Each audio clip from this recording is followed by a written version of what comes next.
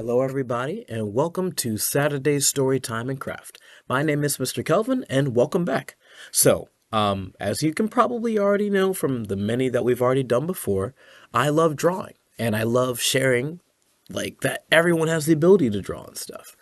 But sometimes, even for our own selves, we get a little bit of doubt. We get like, oh man, I'm not a good artist. I can only draw stick figures, or I can only do this, I can only do that. Or sometimes there are people in our life that tell us that we aren't actually good at what we enjoy doing. Sometimes the things that we love are kind of like stomped on by people around us or by our own feelings. The book that we're going to be reading today, Ish, by Peter H. Reynolds, talks a little bit about what I just described, where it's like we have a young artist here and he's going to have to go through that transition period of like, I love what I'm doing, but someone else might not love what you do. But the book at the end shows us a different perspective that we haven't talked about just yet. So let's get into it, shall we?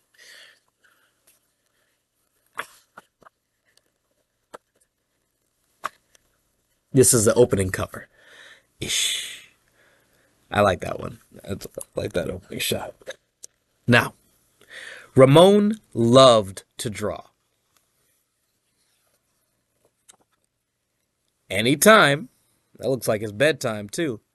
Anything, anywhere. And he meant everywhere, anywhere. He's in the bathroom drawing. Go off, Ramon. All right. Now, one day, Ramon was drawing a vase, or a vase of flowers, however you want to pronounce it. His brother Leon leaned over his shoulder. Leon burst out laughing. "What is that?" he asked. Now, was that a nice thing for Leon to do? For Ramon's drawing? I think the answer is no. It's not nice to laugh at other people's artwork. It's not nice to laugh at other people, period. Ramon could not even answer. He just crumpled up the drawing and threw it across the room. Leon's laughter haunted Ramon. He kept trying to make his drawings look right, but they never did. Oh no. I think Ramon might be feeling a little bit upset. It doesn't take much to affect our mindset. And that laugh that Leon gave Ramon, it changed how Ramon is now looking at his artwork, at himself. After many months and many crumpled sheets of paper, Ramon put his pencil down. I'm done. He's quitting. With one thing that he really loved to do, he's quitting it. Marisol, his sister, was watching him. "What do you want?" he snapped. "I was watching you draw," she said. Ramon sneered. "I'm not drawing. Go away." Marisol ran away, but not before picking up a crumpled sheet of paper. "Hey, sorry." Oh, goodness, bless me. "Hey, come back here with that." Ramon raced after Marisol, up the hall and into her room. Where do you think Marisol's going? Whoa. He was about to yell, but fell silent when he saw his sister's walls.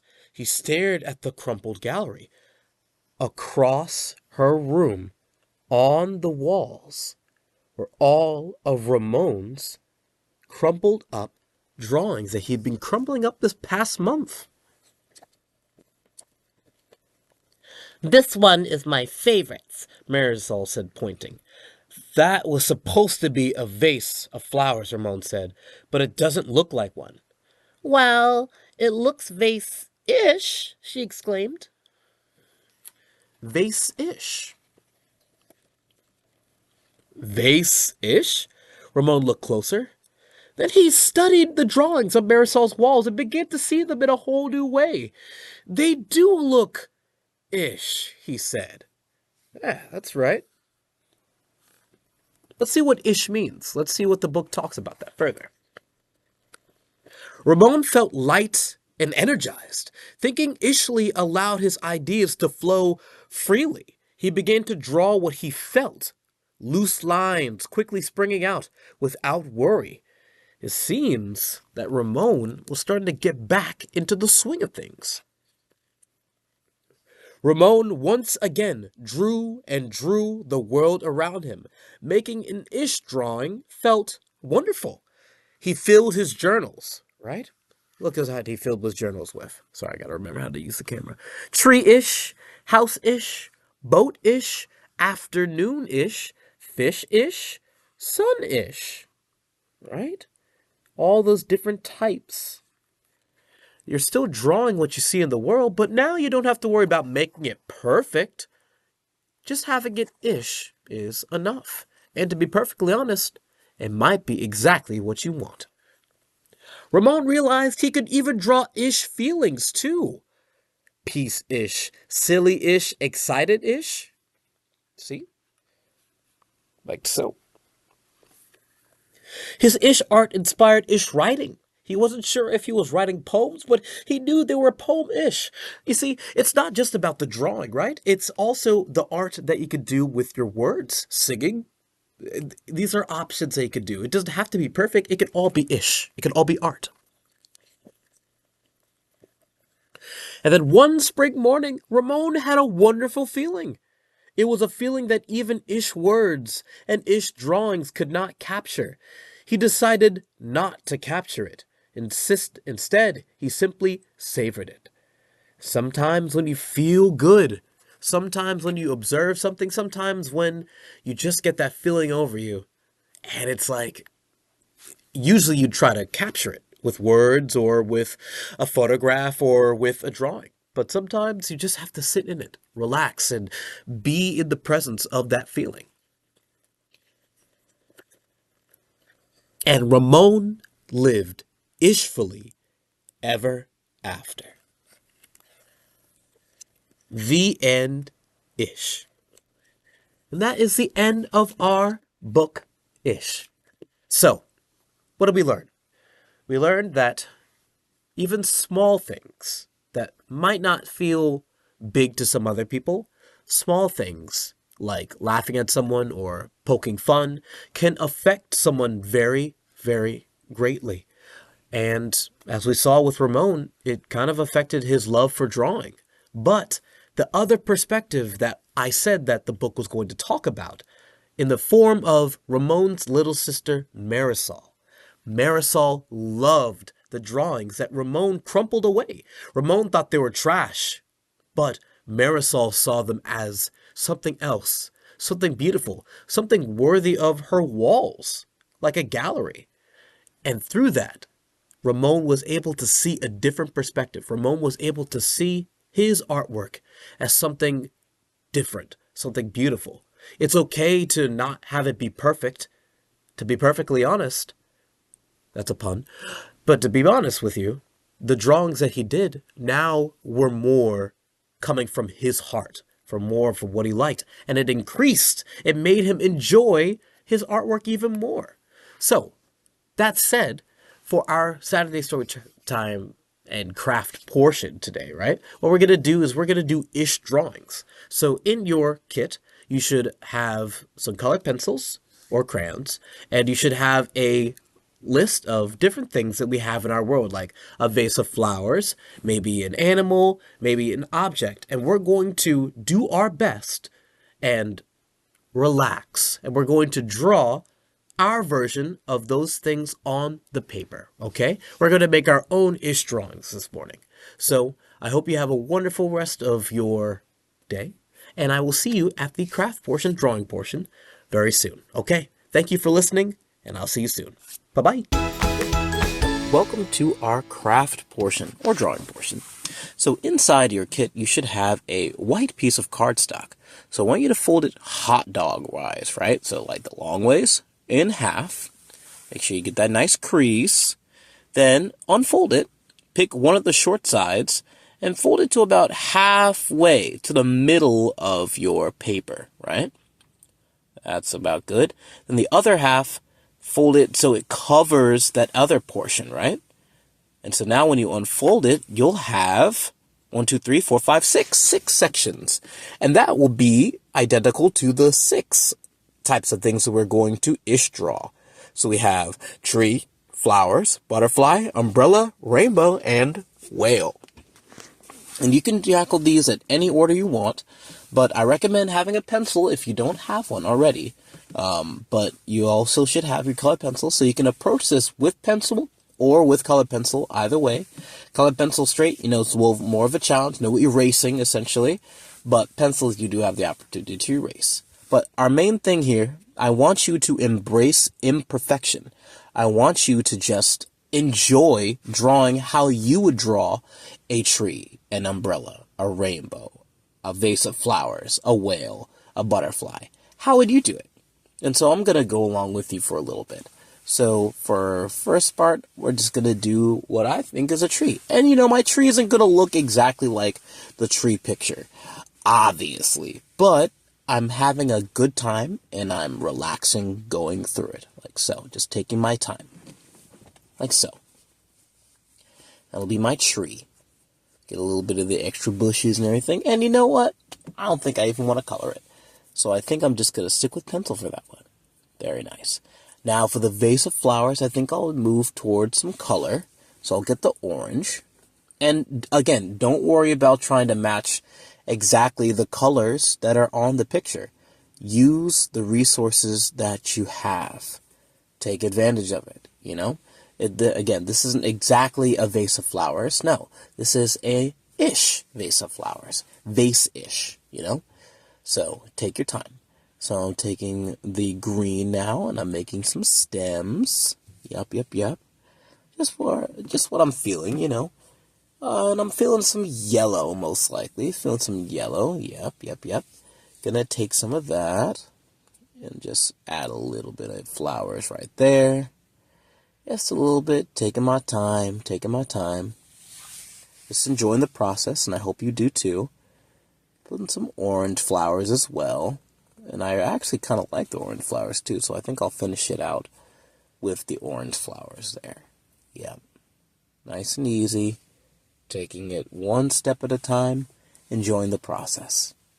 Now we have our butterfly, right? So I think, for a butterfly, you don't have to also do orange. I'm thinking about going to maybe some red, So I'll start drawing the butterfly, what I see, with the red.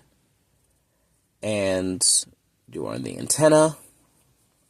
And then obviously the wings, Doesn't have to be accurate. Just drawing my butterfly. That's all I'm doing. Just drawing my butterfly. So when you do your drawings, just embrace what you want to draw, And if you don't want your butterfly to be close to the color of the picture, you could have a pink butterfly or just a regular gray butterfly. Either way, it's what you want to do. All right. So now taking the brown and I'm adding a little bit of detail and such in the wings. I'm not going to try to do too much and try to make the wings as accurate as they would be in the picture. The wings of the butterfly are very complex. So if you'd like to do that, it's totally fine. But for me, I was just like, you know what? Wing-ish. That's what I'm going to do. You have an opportunity to be, you don't have to force yourself to do something that you don't want to. You can just kind of do the butterfly in the way you want. If someone looks at the picture and be like, does this look like a butterfly to you? They might not say yes, they might not say no, but it's a butterfly, and that should be enough for you. Don't let the Leons in your life stop you. You can always do whatever you want when it comes to artwork. Okay, so that's our butterfly-ish. We do our umbrella-ish. This time I'm going to go back to doing just a regular pencil for this one. Just going to start with the main rod of the umbrella here. There we go. And then I'll hook around and such. A little hook. Absolutely.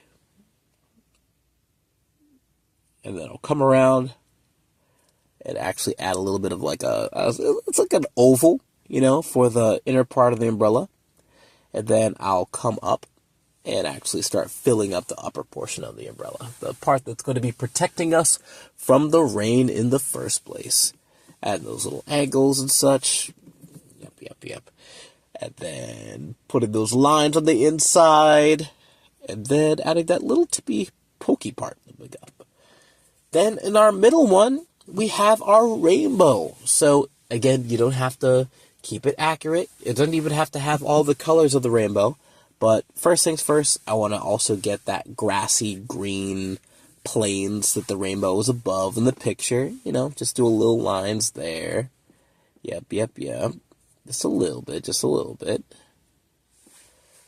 Right, there we go. Then I'll start with just a yellow. And then maybe some red. And then maybe some orange. And then maybe some light blue. Yup. And then maybe a little bit of purple. Right? Purple? Yes, purple. Nice. There you go. And I was just like, yeah, that's rainbowish. That's good enough. That's good enough. And then, last but not least, one of my favorite sea creatures, the whale. And I was just like, yep, I'm going to do like the little bottom part with all the like little lines and stuff. And then the upper part of his head. And then I was just like, you know, I'm going to curl it around, make it look a little bit more fish-like, fish-ish, whale-ish, you know. I was just like, how do I do the tail again? And then I was like, yeah, that's tail-ish. That's tail enough. Very cool. And then I did big old eye. Yep, big old eye. And I was just like, how could I make him like smile or something like that? And it looks like a little smile. It has some bubbles coming off of him. And I did a fin. But yeah, I hope you enjoy your process. Take your time. Enjoy doing your ish drawings. It is artwork. And when you want a more of a challenge, on the back end, you can actually do, like at the end of the book, how he said he could actually do ish feelings. Try doing ish feelings. Having each 6 square be a different feeling. Like this middle one I'm going to do as an example. I'm going to do happy-ish. I'm going to do happy-ish. Big nose, big old eyes. Really big eyes, apparently. I don't even remember drawing these eyes that big. Big old smile. Yes, indeed. Big old smile. Yes. He looks kind of like almost scared. Oh, there we go. Eyebrows made it better. Eyebrows made a lot better. There we go. Yes. And yeah, you can make it happy-ish. So, you did a very good job. Well done. And I will see you all next time. Bye-bye.